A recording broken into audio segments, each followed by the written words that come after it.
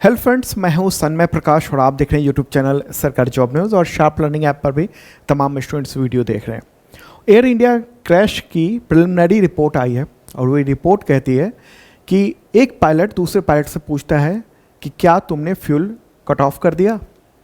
दूसरा पायलट कहता है नहीं, मैंने नहीं किया। और बस इतना ही टाइम था, यानी ये दोनों इंजन बंद हो गए थे क्योंकि फ्यूल बंद था। उसके बाद फिर फ्यूल को ऑन किया गया, लेकिन इतना टाइम नहीं था, चंद सेकंड बचे थे और फिर प्लेन क्रैश कर गया, ऊपर उठ ही नहीं सका। पूरी ताकत लगाई इंजन ने, फिर भी एक ही इंजन ताकत लगा पाया, दूसरा इंजन तो स्टार्ट भी नहीं हुआ था और गिर गया, पूरा मतलब बर्बादी हो गई।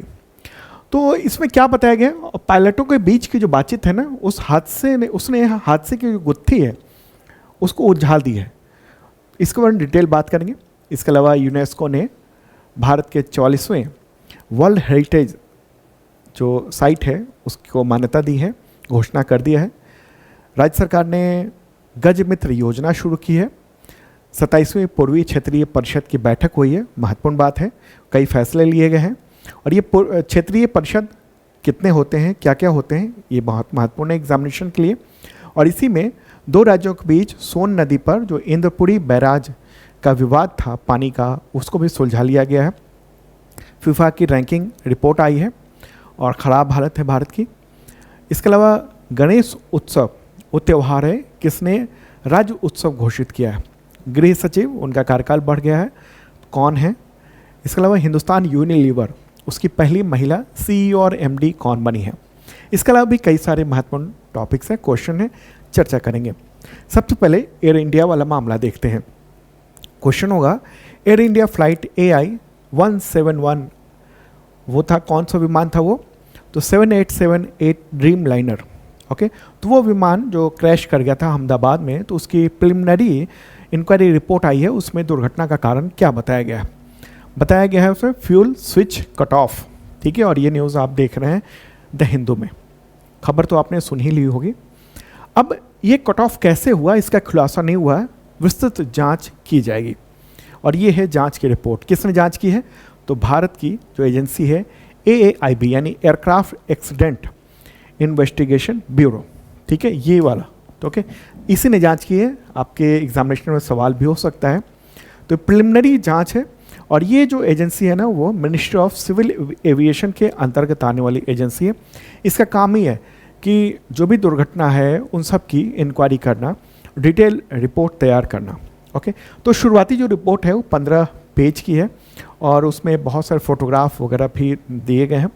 और कई सारी मतलब टीम ने, अलग अलग एजेंसियों ने भी इसकी मदद की है। जैसे बोइंग जो विमान बनाने वाली कंपनी है वो टेक्निकल सपोर्ट दे रही है। GE जो कि इंजन सप्लायर है इस विमान का, तो वो टेक्निकल इनपुट दे रही है। इंडियन एयरफोर्स भी इसमें शामिल है, लोकल सपोर्ट और लॉजिस्टिक मदद कर रही है इंडियन एयरफोर्स। इसके अलावा HAL यानी हिंदुस्तान एरोनॉटिक्स लिमिटेड, वो टेक्निकल एक्सपर्टाइज वहाँ दे रहा है उसको। इसके अलावा अमेरिका की एक एजेंसी है national transportation safety board NTSB, तो वो भी इसमें सपोर्ट कर रहा है। वो इंटरनेशनल एविएशन सेफ्टी एक्सपर्ट के तौर पर वो इसमें शामिल हुआ है। तो प्रिलिमिनरी रिपोर्ट है और उसमें बहुत कुछ बताया गया है, फोटोग्राफ, ये सब के बारे में। तो इसमें यही कहा गया है कि ये जो फ्लाइट है ना, बोइंग 7878 ड्रीम लाइनर, ये इसके दोनों इंजन हवा में ही, मतलब टेक ऑफ होते ही इंजन शट ऑफ हो गए थे, यानी इंजन बंद हो गए थे। और क्रैश का मेन रीजन था वो फ्यूल कंट्रोल स्विच का कट ऑफ हो जाना, जिसके चलते इंजन बंद हुए। अब ये कैसे हुआ ये क्लियर नहीं है, लेकिन ह्यूमन एरर या टेक्निकल फॉल्ट या डिज़ाइन इशू हो सकता है। इसके अलावा बाकी जो कंडीशन थी वो सब नॉर्मल थी। जैसे फ्यूल टेस्ट किया गया वो बिल्कुल बढ़िया था, वेदर कंडीशन अच्छी थी, प्लेन में और कोई प्रॉब्लम नहीं थी, यहाँ तक कि रन एयर टरबाइन भी चालू हो गया था, जो ये बताता है कि इंजन बंद होने के बाद जो पावर फेलियर हो जाता है तब वैकल्पिक रूप से रन एयर टरबाइन को चालू किया जाता है। तो हवा के दबाव में क्या है, बिजली बनना शुरू हो जाती है वहाँ पर। तो जो टेक्निकल चीज़ें हैं उसमें, इलेक्ट्रिक चीज़ें हैं, इलेक्ट्रॉनिक, वो सब चालू रहे। ठीक है, इसके बारे में और बताते हैं, इस दुर्घटना के बारे में थोड़ा डिटेल में। कब हुई थी घटना, 12 जून 2025 को अहमदाबाद से जो लंदन जा रही थी एयर इंडिया की फ़्लाइट AI 171, तो टेक ऑफ होने के तुरंत कुछ ही सेकंड के बाद, यानी यहाँ से उड़ी है और उसके बाद वो गिर के ख़त्म हो गई। नुकसान हुआ बहुत ज़्यादा। टोटल जो है ना 260 से ज़्यादा लोगों की मौत हुई, 260 के आसपास। कुछ लोग तो विमान के थे, कुछ बाहर के भी, जो जिस हॉस्टल पर गिरा था वहाँ जो लोग थे उन लोगों की भी मौत हुई। एक ही व्यक्ति बच पाया था, विश्वास कुमार रमेश नाम है, ब्रिटिश नागरिक है वो। और पिछले 40 वर्षों में सबसे बड़ा ये हादसा था भारत में। मुख्य कारण क्या था कि टेक ऑफ के बाद दोनों इंजन का फ्यूल कंट्रोल स्विच जो है ना ये रन से कट ऑफ हो गया। ओके, ये अब रन ऊपर की ओर है रन है, नीचे की ओर है वो कट ऑफ है। ये पूरा एक बार आपको दिखाते हैं। ये है कॉकपिट, ठीक है। इसमें बहुत सारे स्विच होते हैं, बहुत ज़्यादा, कुछ ऊपर भी होते हैं, इस तरफ भी होते हैं, ठीक है। और ये सामने देख रहे हैं और आगे तक होता है। और इसी में आप ये देखिए, ये दो स्विच जो है ना वो है क्या, फ्यूल कंट्रोल स्विच। अब इसको अगर बंद कर दिया जाए तो इंजन में फ्यूल सप्लाई बंद हो जाएगी और इंजन बंद हो जाता है उसके साथ ही। अब हुआ ये था कि भाई विमान जब उड़ान भरे विमान ने, तो उस समय तो ये ऑन होगा तभी तो, क्योंकि करीब 4-5 मिनट लगते हैं विमान को उड़ान भरने में। ओके, लोग बैठे, उसके बाद फिर वहाँ से विमान आगे बढ़ेगा, फिर रनवे पर दौड़ेगा, उसमें 4-5 मिनट टाइम लगता है।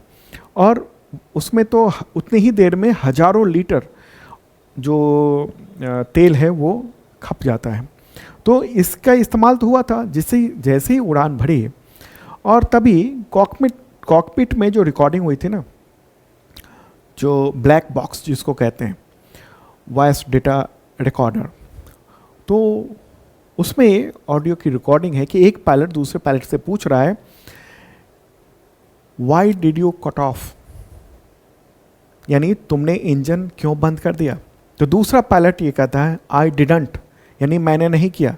तो इससे ये चीज़ बात तो साबित हो रही है कि पायलट कम से कम यह बोल रहा है ऑन रिकॉर्ड कि मैंने इंजन बंद नहीं किया, यानी मैंने फ्यूल सप्लाई को कट ऑफ नहीं किया।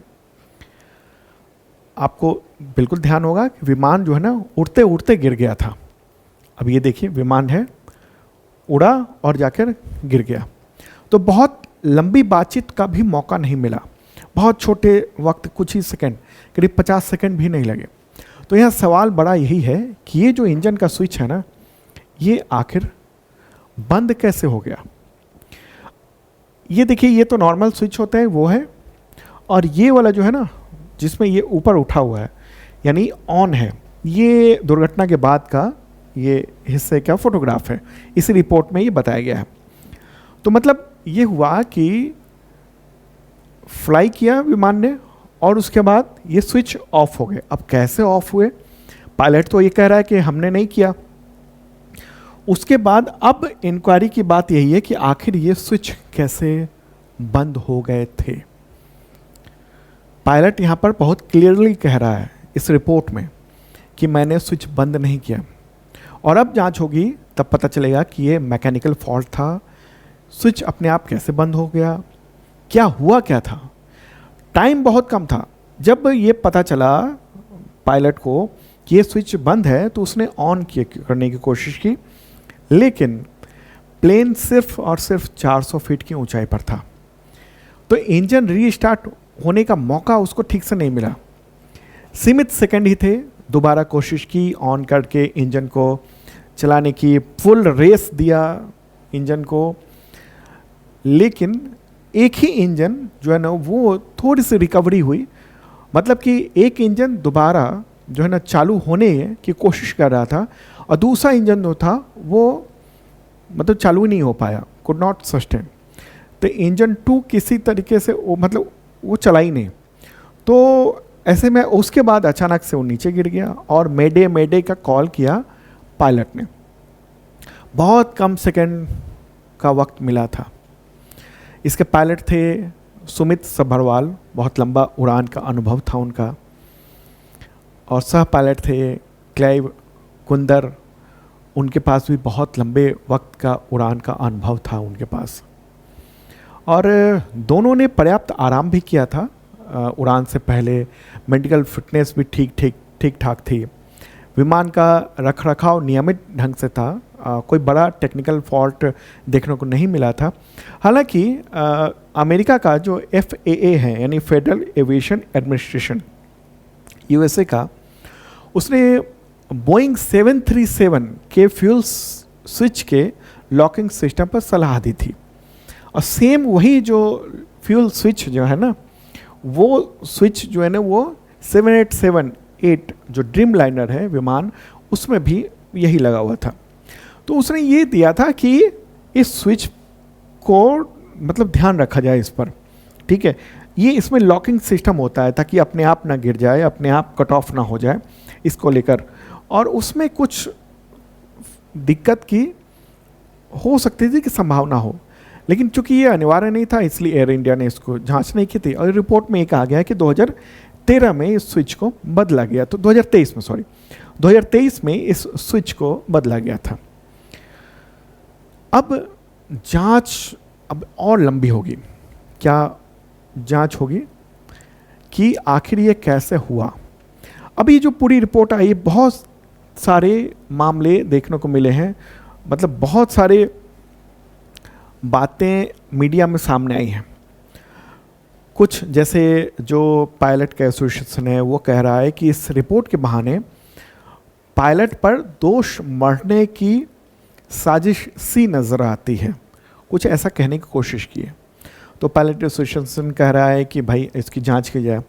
कुछ जो एक्सपर्ट हैं मीडिया में वो ये कह रहे हैं कि इसमें बोइंग को बचाने की कोशिश है, एयर इंडिया को बचाने की कोशिश की जा रही है। तो अब क्या है, ये डिटेल जांच के बाद ही पता चलेगा कि आखिर क्या क्या चीज़ें हुई हैं, ठीक है। तो ये एक बहुत बड़ी दुर्घटना हुई है और ये फ्यूल स्विच इशू ये था। एक्सपर्ट ये कह रहे हैं कि कट ऑफ हो जाना मतलब अपने आप ये थोड़ा मुश्किल है और इंडियन एविएशन हिस्ट्री की ये सबसे बड़ी घटना है। अब देखना होगा कि आगे जो रिपोर्ट आती है उसमें क्या चीज़ें होती हैं। पायलट ने तो बता दिया है कि हमने तो बंद नहीं किया, अपनी गवाही देकर ही उन सब की डेथ हुई है, जो कि रिकॉर्ड हो गया। किस में रिकॉर्ड हो गया? ब्लैक बॉक्स में रिकॉर्ड हो गया, ठीक है। तो ये एक इंपॉर्टेंट बात है, पूरी बात समझ लिए होंगे। आगे बढ़ते हैं और यूनेस्को की बात करते हैं। क्वेश्चन होगा, यूनेस्को ने भारत के 44वें विश्व धरोहर स्थल के रूप में किसको मान्यता दी है? आंसर का मराठा सैन्य परिदृश्य, ठीक है। 12 किले हैं यानी मराठा मिलिट्री लैंडस्केप्स, ये देख रहे हैं आप, यही है। डिटेल बताते हैं, उससे पहले बता दूं कि इसका जो PDF है ना, वो आपको इस वीडियो के आखिरी हिस्से में ऑटोमेटिकली यहाँ पर लिंक बन के आ जाएगा, तो वहाँ से आप क्लिक करके डाउनलोड कर सकते हो, या फिर आप शार्प लर्निंग ऐप पर भी वो देख सकते हो। और वहाँ पर मेंबरशिप प्लान है 2 तरह के, एक ISPCS मेंबरशिप प्लान है और एक बेसिक मेंबरशिप प्लान है, जो कि करंट फोर्स की तैयारी शानदार करा देता है आपके एग्जामिनेशन के लिए। देख सकते हैं आप, sharp learning app Google play से डाउनलोड कर सकते हैं, या इस वीडियो के डिस्क्रिप्शन में लिंक दे दिया है। तो यूनेस्को ने ये 12 किलों को विश्व धरोहर सूची में शामिल किया है और ये टोटल एक साथ किया है, ठीक है। इसलिए ये 44वां है भारत का, ठीक है। तो आप फोटोग्राफ देख रहे हैं, 44वां ये विश्व धरोहर है। कौन कौन से हैं इसमें हम देख लेते हैं, उन सब के नाम देख लेते हैं। तो कौन कौन से हैं?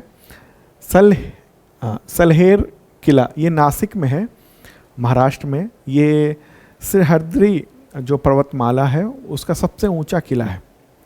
दूसरा है शिवनेरी किला, पुणे महाराष्ट्र में है।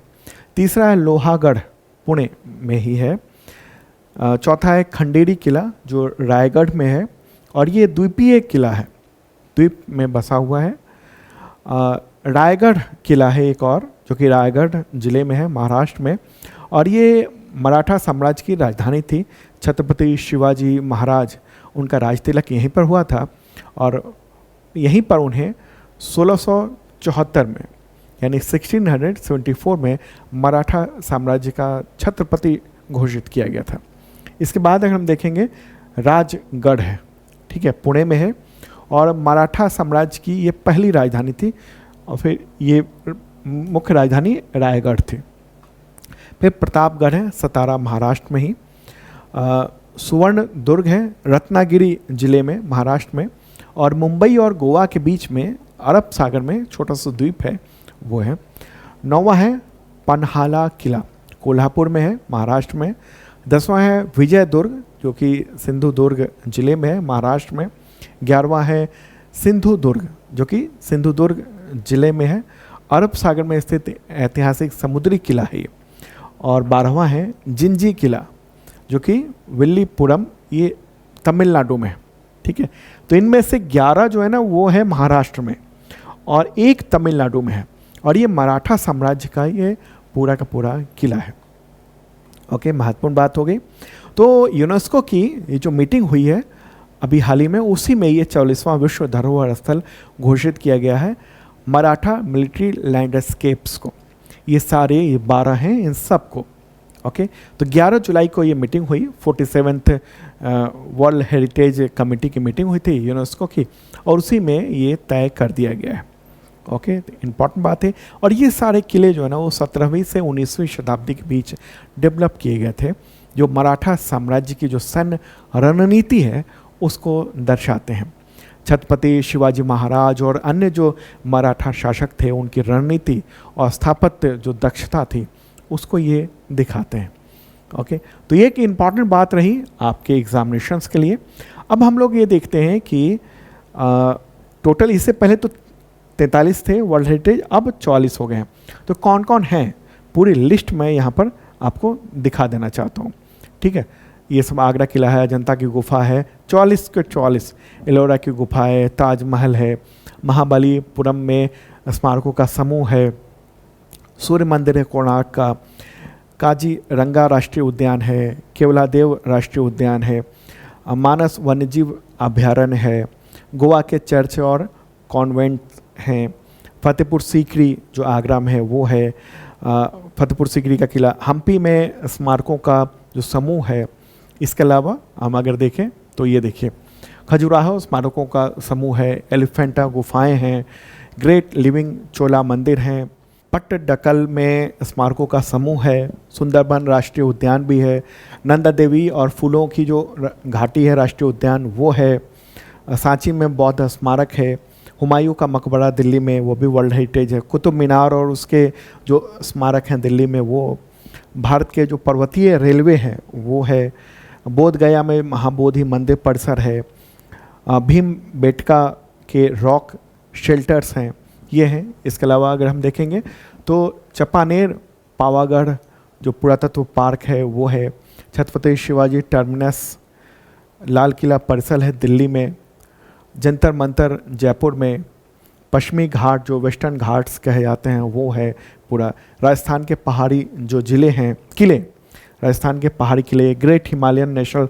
पार्क कंजर्वेशन एरिया है, पाटन जो गुजरात में रानी की नाव है वहाँ वो है, नालंदा यानी बिहार में जो नालंदा विश्वविद्यालय का जो पुरातत्व स्थल है वो है, खंग चेंद जोंक राष्ट्रीय उद्यान है, और भी हैं जैसे अगर हम देखेंगे ले कोर्बुजिए का वास्तुशिल्प कार्य है, आधुनिक आंदोलन में एक उत्कृष्ट योगदान, अहमदाबाद का ऐतिहासिक शहर है, मुंबई का विक्टोरिया गोथिक और आर्ट डेको एनसेम्बल है, जयपुर शहर पूरा वो भी है, धोलावीरा हड़प्पा सभ्यता का शहर, काकतीय रुद्रेश्वर मंदिर है ये तेलंगाना में, शांति निकेतन पश्चिम बंगाल में, सेकंड एनसेम्बल्स ऑफ द हायसोला यानी 3 मंदिरों का जो समूह है, चराईदेव मोईदाम ये असम में जो अहोम राजवंश का टीला दफनाने की प्रणाली है, और ये 44वां हो गया है कौन, मराठा सैन्य परिदृश्य, ये महाराष्ट्र में 11 और तमिलनाडु का एक किला जो है ना, ये टोटल के टोटल ये 44 वर्ल्ड हेरिटेज साइट हो गए हैं। तो एग्जामिनेशन में पूछे जा सकते हैं कि इनमें से कौन हेरिटेज साइट है कौन नहीं है। ओके, अब ये तो अस्थाई हो गया, ठीक है, वर्ल्ड हेरिटेज घोषित कर दिया गया है। वर्ल्ड हेरिटेज घोषित होने से पहले एक होती है टेंटेटिव लिस्ट यानी अस्थाई लिस्ट। तो ये मराठा जो किले हैं ना 12, ये पहले इसी में थे, टेंटेटिव लिस्ट में थे। तो टोटल संख्या थी पहले 63, अब हो गई है 62 इस वक्त। ओके, और उसकी पूरी लिस्ट मैंने यहाँ पर दे दी है, 60 जो है ना वो 2 हो गई है, ठीक है, 62 यही देखेंगे हम। ओके, इसको 62 कहेंगे। पूरी की पूरी लिस्ट मैंने पीडीएफ में दे दिया है। पीडीएफ आपको इस वीडियो के आखिरी हिस्से में इस तरफ दिखेगा, ठीक है। लिंक यहाँ पर मिल जाएगा, क्लिक करेंगे ओपन हो जाएगा यूट्यूब में, और शार्प लर्निंग ऐप पर तो है ही अवेलेबल। अगला क्वेश्चन लेते हैं हम लोग। किस राज्य ने हाथियों की रक्षा के लिए गज मित्र योजना शुरू की है? तो असम सरकार ने ये शुरू की है। असम मंत्रिमंडल ने 9 जुलाई को इस योजना को मंजूरी दी, और इसके तहत होगा ये कि असम के 8 जिलों के 80 ऐसे संवेदनशील क्षेत्र हैं, वहाँ पर लागू किया जाएगा जहाँ पर कि लोगों और हाथियों के बीच में अक्सर आमना सामना होता रहता है, ठीक है। तो इसके तहत जो हाथियों की पसंदीदा फसल है उसको उगाया जाएगा, ताकि जंगलों में ही, ताकि गाँव में घुसने से रोका जा सके, और टीम तैनात की जाएगी। हाल फिलहाल के वक्त में ऐसे बहुत सारे मामले देखे गए हैं जब हाथी गाँव की ओर घुसे हैं और उसकी वजह से आमना सामना हुआ है और हाथियों की मौत हुई है, कुछ लोगों की भी मौत हुई है। तो इन सबको रोकने की कोशिश है। मैप में ये देख रहे हैं, ये है असम। आगे बढ़ते हैं। अगला क्वेश्चन होगा 27वीं पूर्वी क्षेत्रीय परिषद की जो बैठक है वो जुलाई 2025 में कहाँ पर आयोजित हुई, जिसकी अध्यक्षता गृह मंत्री अमित शाह ने की? आंसर होगा रांची में ये मीटिंग हुई है, और ये न्यूज़ देख रहे हैं। ओके, तो ये मीटिंग कब हुई? 10 जुलाई को हुई है। कहाँ पर? रांची, झारखंड में हुई है। 27वीं बैठक थी। इससे पहले 26वीं जो बैठक है वो 2023 में हुई थी, दिसंबर में, पटना में। ओके, कौन कौन इसमें शामिल हुआ? तो केंद्रीय गृह मंत्री, झारखंड के चीफ मिनिस्टर हेमंत सोरेन, उड़ीसा के चीफ मिनिस्टर मोहन चरण मांझी, बिहार के डिप्टी सीएम सम्राट चौधरी, पश्चिम बंगाल की वित्त राज्य मंत्री चंद्रमा भट्टाचार्य और अदर लोग थे, ठीक है। तो ये तो मीटिंग हुई है, और इसमें करीब 20 मुद्दों पर चर्चा हुई, और बिहार झारखंड के बीच में सोन नदी पर स्थित जो इंद्रपुरी बैराज जल विवाद है उसको सुलझा लिया गया है। एक महत्वपूर्ण ये डिसीजन हुआ है, ठीक है। तो इंद्रपुरी बैराज, जिसको सोन बैराज के नाम से भी जाना जाता है, और बिहार के रोहतास जिले में स्थित है, ठीक है। अच्छा, इस मीटिंग में मंदसौर जो बांध है झारखंड पश्चिम बंगाल के बीच में, उसका विवाद है। तैयबपुर बराज जो बिहार और पश्चिम बंगाल के बीच में विवाद है, उस पर भी काफ़ी कुछ चर्चा हुई है, उसको सुलझाने की कोशिश की गई है, ठीक है। और भी कई सारे महत्वपूर्ण चीज़ें मीटिंग हुई है। अब ये देख लेते हैं, जो ये परिषद है ना, क्षेत्रीय परिषद, वो होता क्या है? देखिए, भारत एक फेडरल कंट्री है, यानी संघात्मक जो है ना वो देश है, और यहाँ केंद्र और राज्य दोनों के बीच में शक्तियों का पूरा बंटवारा है। लेकिन कई ऐसे मामले होते हैं जो राज्यों के बीच में और केंद्र के बीच में विवाद के विषय होते हैं, तो सामूहिक मुद्दे के बीच में समन्वय की भी ज़रूरत होती है। तो इन्हीं स्थितियों को देखते हुए क्षेत्रीय परिषद आपस में सहयोग संवाद का एक मंच होता है। और जो क्षेत्रीय परिषद है ना, वो वैधानिक है, संवैधानिक नहीं है। कई बार पूछा जाएगा, एग्जामिनेशन पूछा जा चुका है कि जो क्षेत्रीय परिषदें हैं वो संवैधानिक हैं, इसके बारे में बताएं या नहीं है। तो उसमें ध्यान रखना है कि वैधानिक है, संवैधानिक नहीं है। और ये संसद के एक अधिनियम यानी राज्य पुनर्गठन अधिनियम 1956 उसके द्वारा स्थापित है, और इसके ज़रिए पूरे देश को 5 क्षेत्रों में जो है ना वो विभाजित किया गया है क्षेत्रीय परिषद के तौर पर, से उत्तरी, मध्य, पूर्वी, पश्चिमी, दक्षिणी, इन सब में, ठीक है। और बाद में एक और परिषद की भी स्थापना हुई थी, पूर्वोत्तर परिषद, लेकिन उसके लिए अलग एक्ट था, और पूर्वोत्तर परिषद अधिनियम 1971 के तहत ये पूर्वोत्तर राज्यों के लिए एक अलग पूर्वोत्तर परिषद की स्थापना की गई थी। लेकिन अगर क्षेत्रीय परिषद की बात होगी ना, तो ये 5 बने थे राज्य पुनर्गठन अधिनियम के जरिए, ठीक है। ये तो महत्वपूर्ण बात है, ये बाद में बने थे पूर्वोत्तर वाला। अब आपको मैं बताता हूँ कि वो कौन कौन हैं अलग अलग जो क्षेत्रीय परिषद हैं और कौन कौन राज्य हैं, एग्जामिनेशन में पूछे जाते हैं ऐसे ही करंट अफेयर से कनेक्ट करके, ठीक है। तो जैसे उत्तरी जो क्षेत्र है उसमें कौन कौन है? हरियाणा, हिमाचल प्रदेश, पंजाब, राजस्थान, राष्ट्रीय राजधानी क्षेत्र दिल्ली, चंडीगढ़, जम्मू कश्मीर, लद्दाख, ये सब हैं। मध्य जो क्षेत्रीय परिषद है उसमें छत्तीसगढ़, उत्तराखंड, उत्तर प्रदेश और मध्य प्रदेश है। पूर्वी क्षेत्रीय परिषद जिसकी अभी मीटिंग हुई थी 10 जुलाई को, तो उसमें बिहार, झारखंड, उड़ीसा और पश्चिम बंगाल है। पश्चिमी क्षेत्रीय जो परिषद है उसमें गोवा, गुजरात, महाराष्ट्र, इसके अलावा यूनियन टेरिटरी दमन दीव और दादर नागर हवेली, दमन दीव तथा दादर नागर हवेली वो भी है। और दक्षिणी जो क्षेत्रीय परिषद है उसमें आंध्र प्रदेश, तेलंगाना, कर्नाटक, केरल, तमिलनाडु, पुदुचेरी, ये सब ये जो है ना वो शामिल है। और इसका संगठनात्मक जो ढांचा अगर कहेंगे उसमें अध्यक्ष होते हैं केंद्रीय गृह मंत्री सभी परिषदों के, और उपाध्यक्ष बनाया जाता है सभी क्षेत्रीय परिषदों में जो राज्य हैं उनके राज्यों के मुख्यमंत्री रोटेशन से वो 1 साल के लिए उस परिषद का उपाध्यक्ष के तौर पर होते हैं। और मेंबर जो होते हैं वो सरकार के द्वारा या राज्यपाल के द्वारा जो है वो भेजे जाते हैं, वो इसमें सदस्य होते हैं। और ये एक सलाहकार निकाय के तौर पर है, इसकी सिफारिश को मतलब मानना सरकार के लिए बाध्यकारी नहीं होता है। और ये बहुत सारी चीज़ों को लेकर, विवाद को लेकर सुलझाने का एक महत्वपूर्ण टूल बन के भी उभरा है।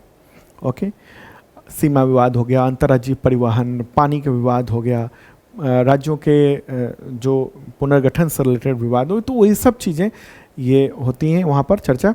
और राष्ट्रीय एकीकरण को साकार करना ये मुख्य तौर पर इसका जो है मोटिव होता है। ठीक है, चलिए आगे बढ़ते हैं। 27वीं पूर्वी क्षेत्रीय परिषद की बैठक में सोन नदी पर स्थित इंद्रपुरी बैराज जल विवाद सुलझा लिया गया। तो ये विवाद किन राज्यों के बीच में था? आंसर का बिहार और झारखंड के बीच में। ठीक है, तो ये मीटिंग कब हुई है?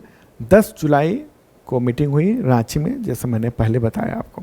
ठीक है, तो ये सोन नदी पर इंद्रपुरी बैराज जल विवाद था। इंद्रपुरी बैराज दिखाते हैं, प्यारा भारत है अपना, और ये है बिहार, और इधर वाला जो हिस्सा आप देख रहे हैं ना, ये है झारखंड। ठीक है, ये तो सोन नदी जो है ना वो मध्य प्रदेश से निकलती है, और निकलते हुए ये ऐसे इधर से सीमावर्ती होते हुए इधर फिर आपको गंगा में मिल जाती है। तो यहीं पर इस जगह के आसपास यहाँ पर वो एक बैराज बना हुआ है, इंद्रपुरी बैराज। अब उस पर से पानी मांग रहा था कि झारखंड को मुझे भी अधिकार होना चाहिए। दरअसल 1973 का बाण सागर समझौता है। ठीक है, 1973 का, उसके तहत अविभाजित बिहार को 7.75 मिलियन एकड़ फीट पानी को आवंटित है, मतलब उतना पानी मिलना है। तो झारखंड जो है ना बार बार इसमें से अपना पानी का हिस्सा मांग रहा था कि भाई मुझे भी पानी चाहिए, और इसकी वजह से जो बिहार की इंद्रपुरी जो बैराज पूरा परियोजना है उससे रिलेटेड जो नहरें हैं उन सब की पूरी चीज़ें अटकी हुई थी। तो अब ये सहमति बन गई है कि टोटल जो पानी मिल रहा है ना बिहार को, यानी उस नदी सोन नदी में जो आ रहा है 7.75 मिलियन एकड़ फीट पानी, यानी MAF पानी, तो उसमें से 5.75 MAF यानी मिलियन एकड़ फीट वो बिहार को मिलेगा, और झारखंड को 2 MAF पानी मिलेगा। तो ये दोनों राज्यों के बीच में सहमति बन गई है, और इसके वजह से झारखंड को तो फ़ायदा हो गई, साथ में बिहार में भी जो सिंचाई की परियोजनाएं हैं वो बेहतर ढंग से चलेंगी, जैसे भोजपुर, बक्सर, रोहतास, कैमूर, औरंगाबाद, पटना, गया, अरवल, तो ये सब जिलों में सिंचाई की सुविधा बेहतर होगी।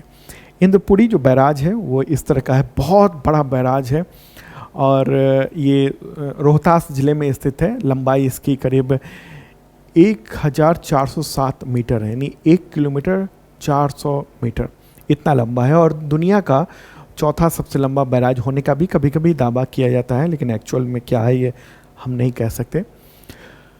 ठीक है, तो इसका निर्माण शुरू हुआ था 1960 के दशक में, और 1968 में इसको चालू कर दिया गया था, और हालांकि बहुत सारा काम जो है इसका बचा हुआ है। ओके, तो सोन नदी पर ये स्थित है।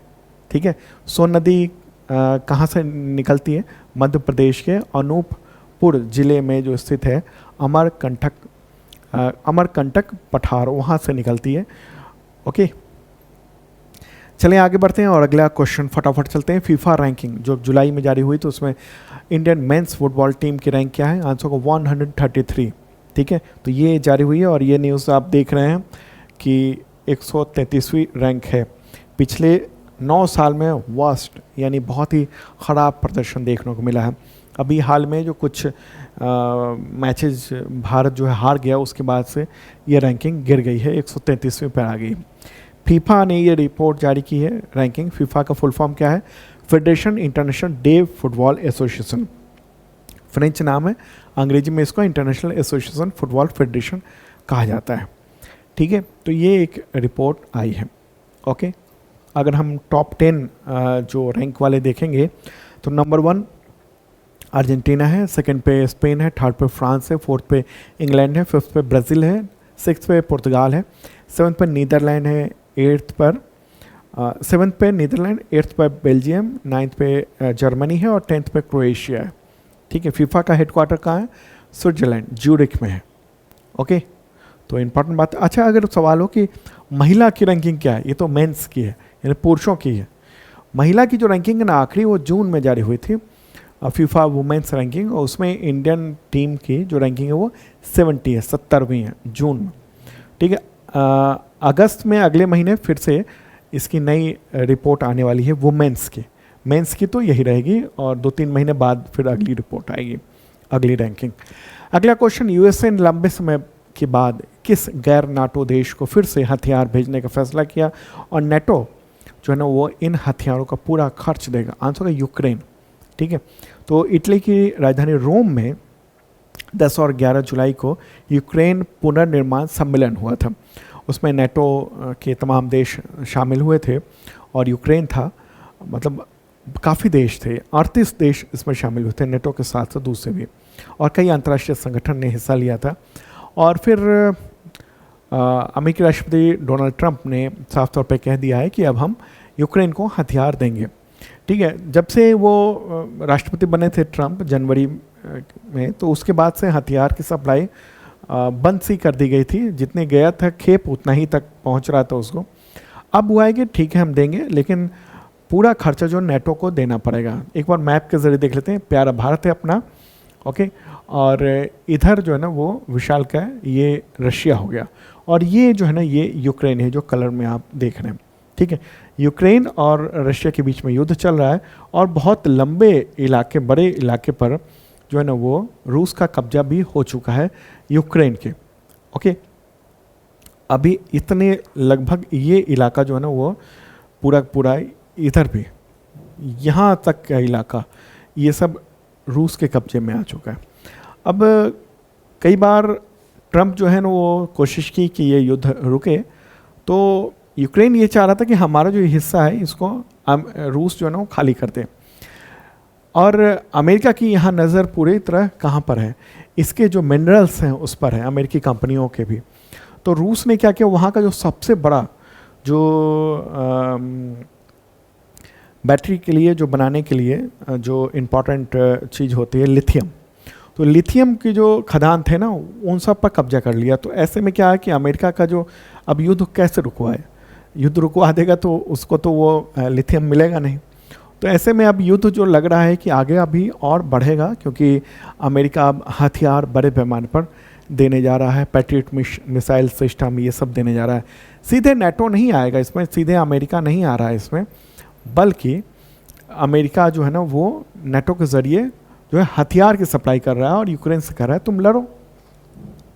ओके, अगला क्वेश्चन, किस राज्य सरकार ने गणेश उत्सव त्यौहार को राज्य महोत्सव घोषित किया? आंसर होगा महाराष्ट्र। 11 जुलाई को ये फैसला किया है वहाँ की राज्य सरकार की कैबिनेट की मीटिंग में। ठीक है, गणेशोत्सव होगा और ये महाराष्ट्र की संस्कृति, गौरव, पहचान उसके प्रतीक है, सरकार का कहना है।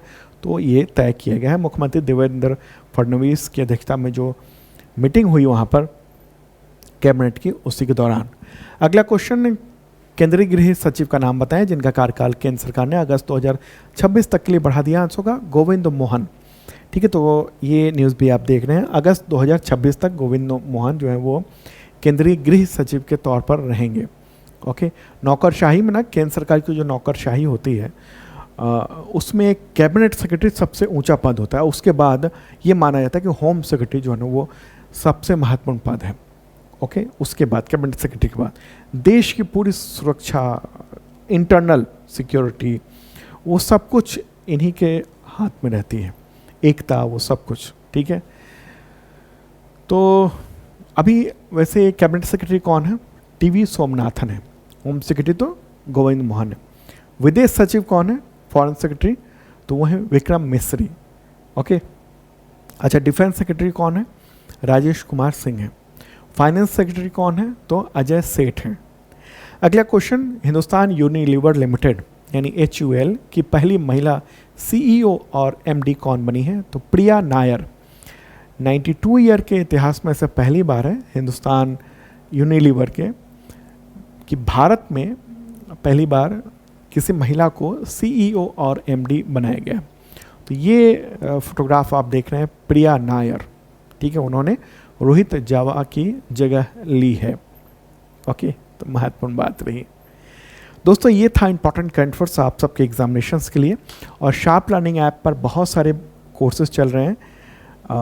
SSC GD का लॉन्च हुआ है, SSC MTS का चल रहा है बैच, और भी कई सारे, और करंट अफेयर्स के तो बैच चल ही रहे हैं। तो ज्वाइन कर सकते हैं आप शार्प लर्निंग ऐप पर, और लिंक आ चुका है मेरे बगल में, तो अपना PDF ले लीजिएगा ज़रूर, ओके। मिलते हैं फिर से कल ताज़ा तरीन कंटेंट के साथ, ओके, बाय।